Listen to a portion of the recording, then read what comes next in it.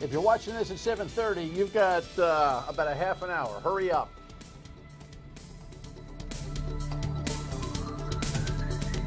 Put the show on DVR and get out there and vote. But then again, if you don't know what you're doing, stay the heck away from the polls, you dummy. How's that for a start to the show? Good evening. It is nice to have you aboard on My State of Mind. No, really, on Election Day, if you don't know what you're doing, stay away. You're a nuisance and you're a problem for democracy.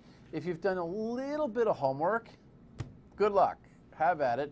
And I hope your candidate advances in this primary election, which is an open election, it's a quasi-open primary, and frankly, I have philosophical problems with it because too many people are confused. There's too much shenanigans that goes on, and we'll talk all about it with my guest, Dan McGowan from WPRI.com, as we go here. So so know this, because we're all running around on Tuesday, and because I had a preemption in the early evening last night for the U.S. Open tennis, we produced this program last night for today so we could talk about what might be happening tonight in results of the election. And then tomorrow, when we do know the real data, Ted Nesi will join me for kind of a recap. So McGowan as a precursor, kind of a preview, and Nesi as a follow-up, and that's a good team that I've got here, and I'm thankful for that. By the way, not for nothing, this is the 1-year anniversary of Dan York's State of Mind on MyRI TV. We started on September 9th of last year. So thank you very much for watching and for your support and for the growing audience and for all of those things. Know that, buying a little advertising in this show is a really good thing for your business. Hurry up before this show gets so big you can't afford it. Well, take your time. You've got time. But no, seriously, it's been nice, and the businesses are doing well advertising in this program, and it ought to be something that you want to think about. But thank you so much for spreading the word. And of course, you can see the show every night at 7:30, repeats at 11:30, and then on WPRI.com. We post the show right there in case you miss it. All right. I'm not good at talking about myself, so let's get out of here and let's start. Here's what's on the. I have no specific discussion here other than covering the races. You know what we have, like the offices of the state. There's a governor, there's a lieutenant governor, there's a secretary of state, and there's also a treasurer. And am I way too fast? There we go. There we go. And this race is important. And then Dan McGowan's got a whole bunch of notes on the under the radar section, like district races that are really, really important. So let's start with the governor's race and the latest data that you've probably seen a bunch of times. Here was the WPRI poll done weeks ago that had Gina Raimondo up by 5 points over Angel Tavares, who just had a nose ahead of Clay Pell, and Todd Giroux playing the role of the spoiler with 1%. I wonder if that will matter. Dan McGowan is here to join us, our second appearance on the program. Good to have you in. Hey, well, good to see you, brother. Congratulations on a year. Oh, thanks. We made it. Hey, it's up and at 'em. Jess is excited about it. That's right. It's just, did you get any of the cake? Did you get? Not yet. You didn't get. Not yet. Yeah. The champagne? Did you? Nothing. We're going to talk after the show. Yeah, I bet we will. What's your thought? I mean, this is a funky thing. We're recording on Monday. It's Tuesday night. The polls are not closed, so we're in the same place, really, right. Other than what you might feel from the road. What's your thinking on the primary? On the Democratic side, as you showed with the polling, it certainly appeared as though Gina Raimondo had not necessarily pulled away from the crowd, but had sort of separated herself a little bit. I think in the last week leading up to tonight, she had strong debate performances. She closed out well. She had some strong commercials. Certainly today, she is the favorite in the Democratic primary. But you cannot underestimate Clay Pell, who spent close to $4 million, has the endorsements of many of the major unions. And then Angel Tavares, I mean, the key for him is, of course, if turnout in Providence is through the roof, right, you got to assume that he'll be right there as well. Well, I want to talk about the Providence mayoral race, but if the heat's in the Providence mayoral race primary, that has to help Angel Tavares just in terms of volume and choices made for the governor's race, correct? I would think so, and I would think if you're looking at a say 28,000 person turnout in Providence as opposed to 24, 25,000, you have to assume that a lot of those people will be supporting Angel Taveras. I think the union support for Clay Pell recognizes that if this voter turnout is slightly higher than expected, he's got a problem. If it's lower, it's better because they've got a block they can quantify in terms of who's going to vote for Pell. But if it gets a little heady and there's more folks who get into this whole primary, unaffiliated voter interest in the race, it hurts Clay Pell, correct? You're absolutely right. So there's two numbers that every camp, particularly the Pell camp, is talking about.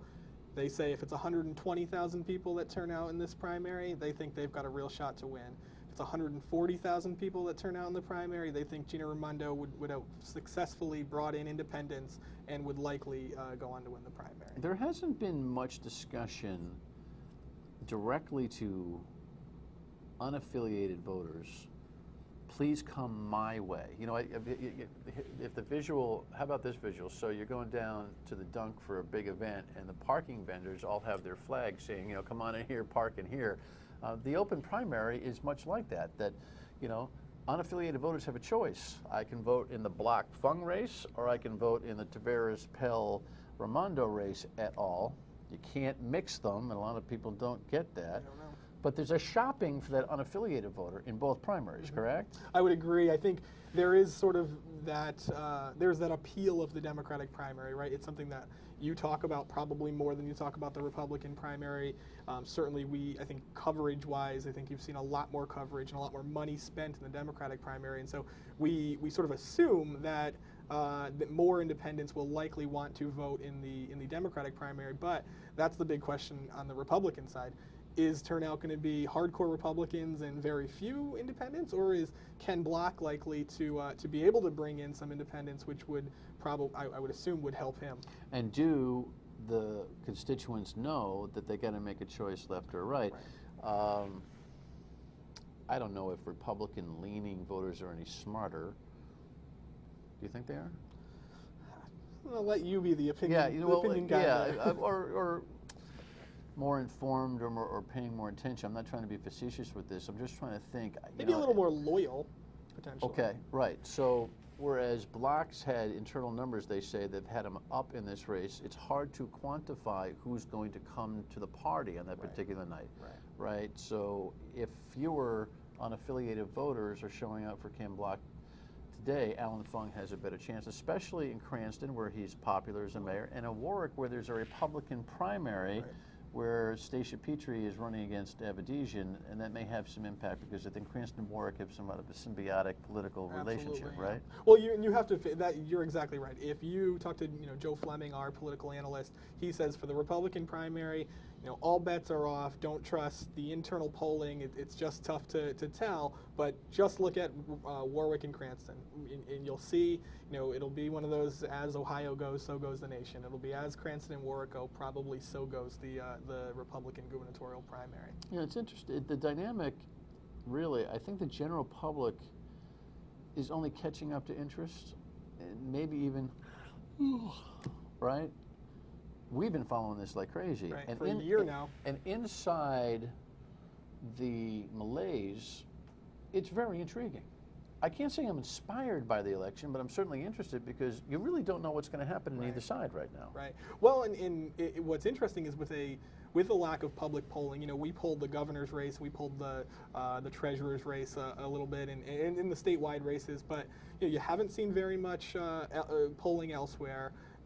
If you've been paying attention like we have, because it's our job, certainly we probably form our own opinions. But yeah, you're right. If you woke up and started paying attention to politics, the day after Labor Day, you've got a really interesting race, up and down the ticket, from the governor's race through all the statewides. Good segue. When we come back, we'll talk about lieutenant governor, treasurer, secretary, Providence mayoral, and then some stuff you may not even know about that Dan's got for you. Stay with us.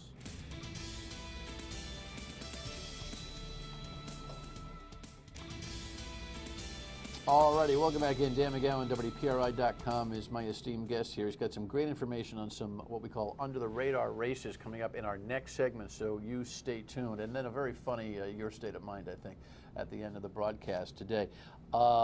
Democratic primary for lieutenant governor. This is interesting. And when the WPRI poll came out, I think we have that right. 50% of the electorate was undecided. And that's just a few weeks back. Now I hear internal rumblings that McKee's closing the gap. Whatever. We have no way of knowing that. But Ralph Malus had an awful hard week. The Secretary of State, who's running for lieutenant governor, had a pretty hard week last week. Don't you think? I think he had a hard week, and I think there's another very important factor here, which is Ralph Malus doesn't have very much money. Dan McKee has been able to put in a lot, has received a lot of third-party support. You've seen he had a great commercial that was just on the air. I think maybe starting this weekend and then into today.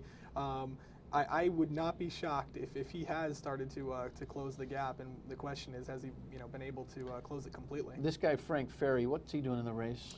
Other than being a royal pain in the neck, seriously, everyone has a right to run. I'm not an elitist when it comes to this, but I smell rats when I smell rats. There's something wrong with this candidacy. Yeah, he's a guy who got a lot of credit during the same-sex marriage fight over the last couple of years. Good for him. But hasn't he had struggled in his performance in some debates, and it's been a useless campaign. If I wasn't a Rhode Islander who doesn't believe about what you see, and there's always something behind the scenes, you'd think he'd be a little stalking horse for Mullins to split votes with McKee. In other words, you know what I'm saying? It's certainly worth a question, and you could see that. McKee is a strong candidate, and he's not well liked by the unions, as you know. Right. Just in there to mess things up. On the Republican side, there is a primary, and you've got 20 minutes left now to go vote for either Catherine Taylor or Kara Young. Kara just likes to show up for these things, right? And Catherine Taylor is a real candidate, though. She's got a real one that shot could beat to win. any of these Democrats. Absolutely. Fell only a point shy of beating Ralph Malus for Secretary of State as an incumbent last time around. Yeah, she's blue chip. We'll see how that whole thing rolls out in November. Then Secretary of State, Guillaume de Ramel, we have that polling data from the last time around. This was even worse. 60% didn't know. I've had both of them on the show. They're both fine, smart people. Nellie's kind of getting after Guillaume on how much money he has, which I never think is a very smart thing, but who knows. And she does have the dumbest television commercial on the planet. It's like the blockhead in reverse. Rather than making fun of the opponent's voters, she makes fun of her own voters, right? What's the 83 Studios thing? Well, hello. Yeah, like you said, and you've had them on, both of them. They're both she's a former assistant secretary of state. Yeah.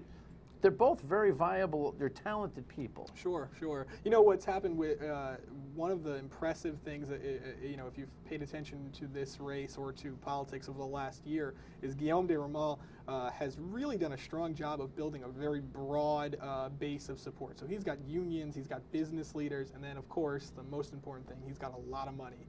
And I think that would be one of the biggest upsets of today if he were to fall to Nellie Gorbea. I mean, there's no way for us to really know if there's any progress being made there, but both of them don't like voter ID. Right. So the photo that you have to bring, now that you've got 18 minutes left to get to the polls, maybe 9 o'clock some of the towns, but they both don't like voter ID. Right. And it's an opening for the Republican who doesn't have a primary, John Carlovali, yes, who is very strong about this. This is one of those chances to run a one-issue campaign. Of course, in the Secretary of State, it will be the issue. This could be a chance for that. If he can spend a little bit of money, we'll see if that actually happens. But it's definitely an opening for him. And then there's the treasurer's race, where Ernie Almonte got out of it on the Democratic side, moved to the general election as an independent. He's the former Auditor General, which left just 2 guys to be polled by the WPRI Pro-Joe poll, and this had everyone kind of like, what? Holy cow, did he blow another one? Frank Caprio, who I know had internal polling that had him in the lead a while ago, right, now 12 points down, and maybe even worse now that Bill Clinton has come in. And although we're not showing it here, Frank's TV commercial where he looks like he wants to kill somebody, and really the white background, and making everybody kind of like feel like they have to pull him out of his morass and save him.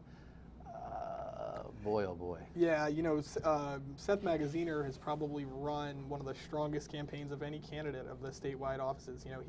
You mentioned Frank Ferry in the lieutenant governor's race.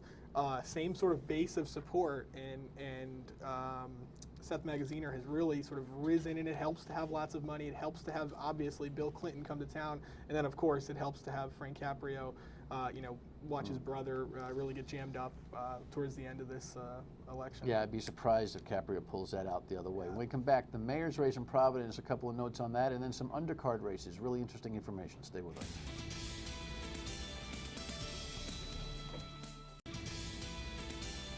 Happy Election Day, primary day here. Of course, this isn't the whole enchilada. We do this again in November, but Dan McGowan from WPR.com giving me great insight on some of these races, and you paid a lot of attention to the city of Providence. So let's hustle through the city of Providence because we've got some really cool things going on there in addition to the mayor's race, because there is the mayor's race, and we've had Jorge Elorza and Michael Solomon, those two guys getting after each other on the Democratic side. It started with 5, now there's really 2, and Chris Young. What does Chris Young poll at? 5, 10, 15% maybe? In a competitive race, I think like this one, he'll go under 2 or 3%. And that's what happened last. I think it'll be that. That's the same thing that happened last time in a 3-way in 2010. Okay. I think it'll be very small. I think people know this is an election that really can come down to every single vote. And this notion that they've run against Buddy Cianci, I think it's a crapshoot in a lot of ways, because all it does is lift his identity in this particular case. But what's your gut telling you about what we're going to find out in a couple hours? I think this is the race that if we're going to be back here on Wednesday talking about we don't know the winner, too close to call, this is the race that we'll be talking about. You've got Jorge Elorza, who is new to politics, has run a pretty strong campaign, certainly has come on and had a little bit of momentum lately, got the Providence Journal endorsement. He had some problems. You put out, Steve, you throw up the headline there of these guys work, WPRI.com, Ted and Danny, working on this stuff. I mean, this copied letter, while I don't find it to be the end of the world, was damaging to him. Sure, it was, and it was. Why it was so damaging is it if it comes in June or before that, people forget about it. But as he's rising, as he's getting an endorsement from the Journal, which I think still sometimes matters, he then gets kind of taken out by that letter, and it was a legitimate story, I think. And Michael Solomon has. He didn't seek to really capitalize on that. He didn't really go after it. However, it did allow him in his last week he spent a lot of money on, he ran a new commercial, he ran a lot of mailers. I mean, everyone in Providence got tons of mailers. So, I think he has some momentum, and he has the money and the base to probably. Cianci wants Solomon to win. Cianci thinks he can beat Solomon. Not so confident with Elorza. Yeah, I think that's probably fair to say, and that's fair to say, not just from what we're hearing from Cianci aides. It's also just look at the demographics of Providence. If Elorza wins, he can unite the east side and the south side. You've got the same path to victory that David Cicilline and Angel Tavares. All right, I'm going to skip a bunch of the stuff that we had there for the mayor's race because we only have a few minutes, and I want to really rip through as fast as we possibly can some of the other things that are going on under the radar. The Gordon Fox's House District 4 race, there are 3 candidates there, right, who are going to battle for this on the east side. Sure, yeah. So you've got 3. This is a really interesting race. It's an expensive race for a House District race. That these things normally cost $10,000–$15,000 to win. These 3 will combine to spend over $100,000 over there on the east side. Wow. Erin Regenberg is a young activist. Heather Tauyik is worked for Teach for America. She's sort of a strong education advocate. And then Miriam Russ is a lawyer. It's a competitive race. We don't have any polling, so we don't know the answer, but that is a real competitive race and an important District 7 is Mount Pleasant, correct? Absolutely. And Maria Samini is an incumbent, but she didn't support the new Speaker of the House, and so he's got Dan McKiernan, a local lawyer, in there. How's that race work out? Yeah, that's an interesting race, too, for exactly what you said. It's rare to see the Speaker of the House sort of target an incumbent representative. That's exactly what's happening, and if you look in that neighborhood, you've got Dan McKiernan signs everywhere. I think he's spending a lot of money. That's going to be a very, very close race.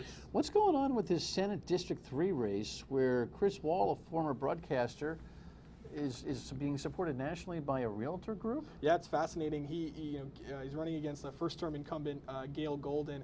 and he had this flood of money, $75,000, come in a independent expenditure, so it's separate from the campaign, from the national realtors. That was used for mailers, and like I said, these districts do not cost a lot of money to win. When $75,000 of outside money comes in, it's a big deal. And then Senate District 7, could Frank Chacon lose? Yeah, if you're looking for a really big labor guy. Exactly. If you're looking for a big sort of shakeup in the state legislature, this would be the race to really pay attention to.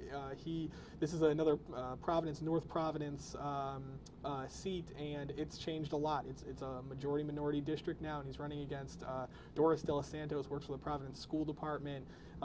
It's going to be a real competitive race, I think. All right. Are you ready for it? You're running around. That's right. Go count the votes.